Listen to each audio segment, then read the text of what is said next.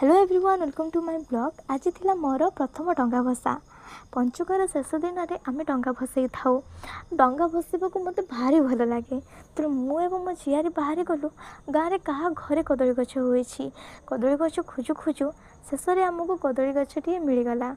कथार अच्छी ना, इच्छा थिले भगवान मिलती। कदली गछ तो सामान्य जिनसटे। कदली गछर से पटुआटा को काढ़ी सारा मनरे बहुत खुशी मिलूला।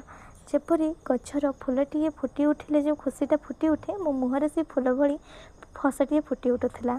फूल कथर मन पड़ा, बाड़ी में ना छोट छोट गंगशिउली फूल गुड़ाक झड़ी पड़ा। ताकू दुई जन गोटे सारापर से सुंदर हलदिया फूल को तुलिया मोर भारी इच्छा। दुई जनकर उच्चता छोट हो हाथ पाइला ना। तेणु मो झीआरी को उठेदेली और सी मो से सुंदर फूल टी आनीदेला। यापर घर को आसी मो माँ को कथा अनुसार डंगा तैयारी करने को लगिली। जेपरी सी मते डंगा तैयारी करने को कही सेमिति भाव में मुझे डंगाटे तैयारी कली। डंगा तैयारी कला बेले छोट बेलर कथाटे मन पड़ूला। छोट थिला बेले मु कागजर छोट छोट डंगा तैयारी करी से वर्षा पानी रे भसई देली। यापर माँ आसिले, तांको पचारिली यापर मु कौन करी। सी मते कहले एवं साहाय्य कले। यापर से मते कहले से डंगार छोट छोट काटी दुईटे तैयारी करबा पई। काटी जहाँ साहाय्य आमे पानी रे डंगाटा को भसई थाउ। यापर छोट छोट काटी तैयारी कर सारा परे मोर डंगा तैयारी करा शेष हो जाइथिला। यापर मु सज हुई बाहरिली फूल तोड़ापी। फूल गछ को देखिले ना मोर भारी इच्छा हुए ता सहित कथा हाँवाई, ता सहित मनर सब कथा कहवाई, किंतु सी तो मो सहित कथा हो पारे नहीं। यापर मु गली पानपत्र तोड़ापी। पानपत्र आप देखिथे, पानपत्र ठीक आपणकर से सुंदर हृदय परी।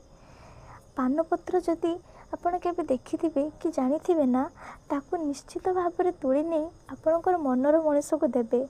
निश्चित आप मनर मनीष खुशी होपर मु मोर डंगाटी को नहीं आसी मोर सजेवा को लगिली। डंगाटी को बिना सजरे कौन बसैवा को नेबी।